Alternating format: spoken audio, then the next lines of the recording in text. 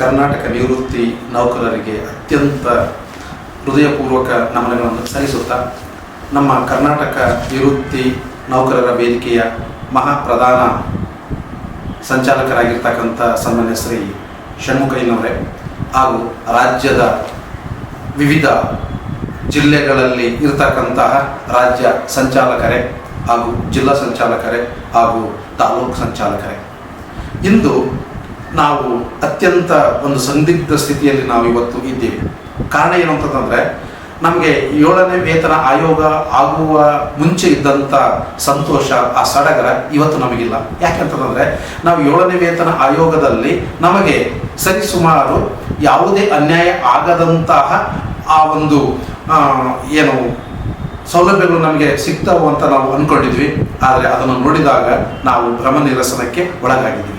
ಇದಕ್ಕೆ ಕಾರಣ ಏನು, ಇದು ಎಲ್ಲಿ ತಪ್ಪಿತು, ಇದರ ಮೂಲ ಏನು ಅನ್ನುವಂಥ ಒಂದು ಹಿನ್ನೆಲೆಯನ್ನು ನಾವು ನೋಡೋದಕ್ಕಿಂತಲೂ ಈಗ ನಮಗಾಗಿರ್ತಕ್ಕಂಥ ಅನ್ಯಾಯವನ್ನು ನಾವು ಸರಿದೂಗಿಸಿಕೊಳ್ಳಲಿಕ್ಕಾಗಿ 31/7/2024 ಅವಧಿಯಲ್ಲಿ ನಿವೃತ್ತರಾಗಿರ್ತಕ್ಕಂತಹ ಎಲ್ಲ ನೌಕರ ಬಾಂಧವರು ಈ ಒಂದು ಸಮಾವೇಶದಲ್ಲಿ ಭಾಗವಹಿಸಿ, ಪ್ರತಿಭಟನೆಯಲ್ಲಿ ಭಾಗವಹಿಸಿ ಚಿಂತನ ಮಂಥನಗಳನ್ನು ನಾವು ಇವತ್ತು ನಡೆಸಬೇಕಾಗಿದೆ. ಯಾಕೆಂತಂದರೆ ನಮಗೆ ಈಗಾಗಲೇ ನಮಗೆ ಈ ಥರ ಅನ್ಯಾಯ ಆಗಿರ್ತಕ್ಕಂಥದ್ದನ್ನು ನಮ್ಮ ಕರ್ನಾಟಕದ ರಾಜ್ಯ ಸರ್ಕಾರದ ಹಲವಾರು ಮುಖಂಡರು ಮತ್ತು ಹಲವಾರು ಅಧ್ಯಕ್ಷರು ಅದಕ್ಕೆ ಧ್ವನಿ ಎತ್ತುತ್ತಾರೆ ಅಂತ ನಾವು ಅಂದ್ಕೊಂಡಿದ್ವಿ. ಆದರೆ ಇವತ್ತಿನವರೆಗೂ ಆ ಧ್ವನಿ ಇಲ್ಲ. ಸಹಕಾರ ಕೊಡ್ತೀವಿ ಅಂತ ನಾವು ಕೇಳಿದ ಮೇಲೆ ಹೇಳ್ತಾ ಇದ್ದಾರೆ. ಖಂಡಿತ ಕೊಡಲಿ. ಇದಕ್ಕಿಂತಲೂ ಮುಂಚಿತವಾಗಿ ನಾವೇನಾಗಬೇಕಾಗಿದೆ ಅಂತಂದರೆ, ನಮಗೆ ಆಗಿರ್ತಕ್ಕಂತಹ ಈ ಅನ್ಯಾಯದ ಬಗ್ಗೆ ನಾವು ಅಂಕಿ ಅಂಶಗಳನ್ನು ಸಹ ಇವತ್ತು ನಾವು ಇಟ್ಕೊಂಡಿದ್ದೀವಿ. ಸರ್ಕಾರಕ್ಕೆ ಅದೇನು ಮಹಾ ದೊಡ್ಡ ಒಂದು ಸವಾಲು ಅಲ್ಲ ಅಥವಾ ದೊಡ್ಡ ಹೊರೆನೂ ಅಲ್ಲ. ಯಾಕಂತಂದರೆ ನಮಗೆ ಬರಬೇಕಾಗಿರ್ತಕ್ಕಂತಹ ಈ ಒಂದು ಏನು DCRG ಮತ್ತು ಕಮ್ಯುಟೇಷನ್ ಮತ್ತು EL ಎನ್ಕ್ಯಾಶ್ಮೆಂಟ್, ಈ 3 ಮಾತ್ರ ನಾವು ಕೇಳ್ತಿದ್ವಿ. ಯಾವುದೇ ಅರಿಯರ್ಸನ್ನು ನಾವು ಕೇಳ್ತಾ ಇಲ್ಲ. ಯಾಕೆಂತಂದರೆ ಇದು ಸರಿಸುಮಾರು 25 ತಿಂಗಳು ಆಗಿರ್ತಕ್ಕಂಥದ್ದು. ಇದು ನಮಗೆ 2022 ನಮ್ಗೆ ಏನಾದರೂ ವೇತನ ಆಯೋಗ ಏನಾದರೂ ಅವತ್ತು ಸೌಲಭ್ಯ ಕೊಟ್ಟಿದ್ರೆ ನಾವು ಯಾರು ಇಂಥ ಒಂದು ಏನು ಪ್ರತಿಭಟನೆಗೆ ನಾವು ಇವತ್ತು ಮುಂದಾಗ್ತಾ ಇರಲಿಲ್ಲ. 22ರಿಂದ ಮುಂದುವರಿಸಿಕೊಂಡು ಬಂದಿರತಕ್ಕಂಥದ್ದು ಇದು ಸರ್ಕಾರದ ಒಂದು ಏನಾಗಿದೆ ಅಂತಂದರೆ ಅವರ ಮೇಲಿರ್ತಕ್ಕಂಥ ಒಂದು ಹೊಣೆಯಾಗಿದೆ. 22ಕ್ಕೆ ನಮಗೆ ಕೊಟ್ಟಿದ್ರೆ, 22 ಜೂನ್ 30ಕ್ಕೆ ಕೊಟ್ಟಿದ್ರೆ ಖಂಡಿತವಾಗಿ ನಾವು ಇವತ್ತು ಆ ಸೌಲಭ್ಯಗಳನ್ನು ನಾವು ಪಡ್ಕೊಳ್ತಿದ್ವಿ. ಆದರೆ 22ರಿಂದ 24ರ ಮಧ್ಯದಲ್ಲಿ ಈ 25 ತಿಂಗಳಲ್ಲಿ ನಿವೃತ್ತಿ ಆಗಿರ್ತಕ್ಕಂಥ ನಮಗೆ ಯಾಕೆ ನೀವು ತಾರತಮ್ಯ ಮಾಡ್ತಾ ಇದ್ದೀರಾ? ಯಾಕೆ ನಮಗೆ ಈ ಒಂದು ಆರ್ಥಿಕ ಸೌಲಭ್ಯದಿಂದ ವಂಚನೆ ಮಾಡ್ತಾ ಇದ್ದೀರಾ? ದಯವಿಟ್ಟು ನಮಗೆ ಸಲ್ಲಬೇಕಾಗಿರ್ತಕ್ಕಂಥ ಈಗ 7ನೇ ವೇತನ ಆಯೋಗದಲ್ಲಿ ಇರುವಂತೆ ನಮ್ಮ ಸರ್ಕಾರಿ ನೌಕರರು ಪಡೆದುಕೊಳ್ಳುವಂತೆ ನಮಗೂ ಸಹ ಆ ಒಂದು ಆರ್ಥಿಕ ಸೌಲಭ್ಯಗಳನ್ನು ನೀಡಿ ನಮಗಾಗಿರ್ತಕ್ಕಂಥ ಅನ್ಯಾಯವನ್ನು ತಾವು ಸರಿಪಡಿಸ್ತೀರಿ ಅನ್ನತಕ್ಕಂಥ ಆ ಒಂದು ಮಹದಾಕಾಂಕ್ಷೆಯನ್ನು ನಾವು ಇಟ್ಕೊಂಡಿದ್ವಿ.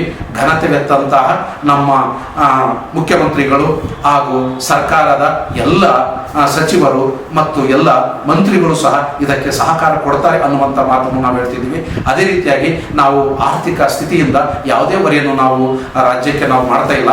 ಖಂಡಿತವಾಗಿಯೂ ಇದು ನಮಗೆ ಸಲ್ಲಬೇಕಾದಂಥ ಒಂದು ನೈಜವಾಗಿರ್ತಕ್ಕಂಥ ಒಂದು ಏನು ನ್ಯಾಯ.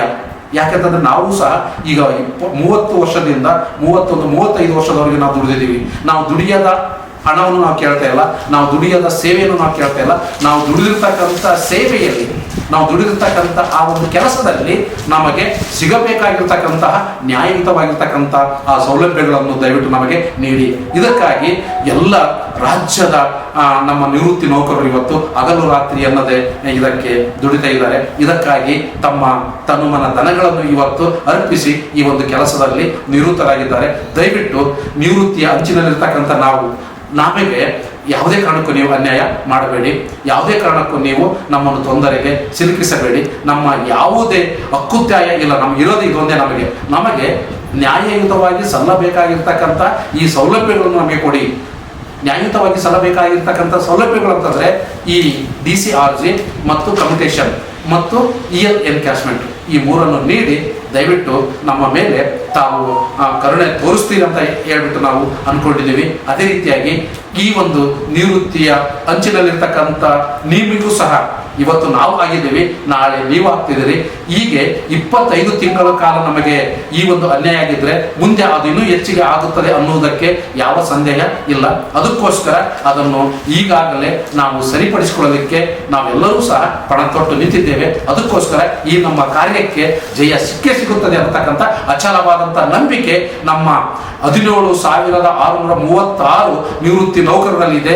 ನಾವು ಖಂಡಿತವಾಗಿಯೂ ಏನೇ ಆದರೂ ಇದನ್ನು ಪಡೆದೇ ಅನ್ನತಕ್ಕಂಥ ಆ ಮಹದಾಸೆ ನಮಗೆ ಇದೆ. ದಯವಿಟ್ಟು ಸಹ ತಾವು ನಮ್ಮನ್ನು ಈ ಒಂದು ತೊಂದರೆಗೆ ಸಿಲುಕಿಸದಂತೆ ಆ ಒಂದು ಎಲ್ಲ ಸೌಲಭ್ಯಗಳನ್ನು ನೀಡಬೇಕಂತ ಹೇಳ್ಬಿಟ್ಟು ಘನತೆವೆತ್ತಂತ ಸರ್ಕಾರಕ್ಕೆ ಮತ್ತು ಎಲ್ಲ ಸಚಿವರಿಗೆ, ಎಲ್ಲ ಶಾಸಕರಿಗೆ ನಾವು ಮನವಿ ಮಾಡಿಕೊಳ್ತಾ ಇದ್ದೀವಿ. ಅದೇ ರೀತಿಯಾಗಿ ನಮ್ಮ ಈ ಒಂದು ಕಾರ್ಯ, ಈ ನಮ್ಮ ಏನು ಹೋರಾಟ ಇದು ನಿರಂತರವಾಗಿ ನಮಗೆ ನಡೆಯುತ್ತದೆ. ಯಾಕಂತಂದ್ರೆ ಸಿಗುವವರೆಗೂ, ನಮಗೆ ನ್ಯಾಯ ಸಿಗುವವರೆಗೂ ನಾವು ಯಾವುದೇ ಕಾರಣಕ್ಕೂ ನಾವು ಹೋರಾಟ ನಾವು ನಿಲ್ಲಿಸಲ್ಲ.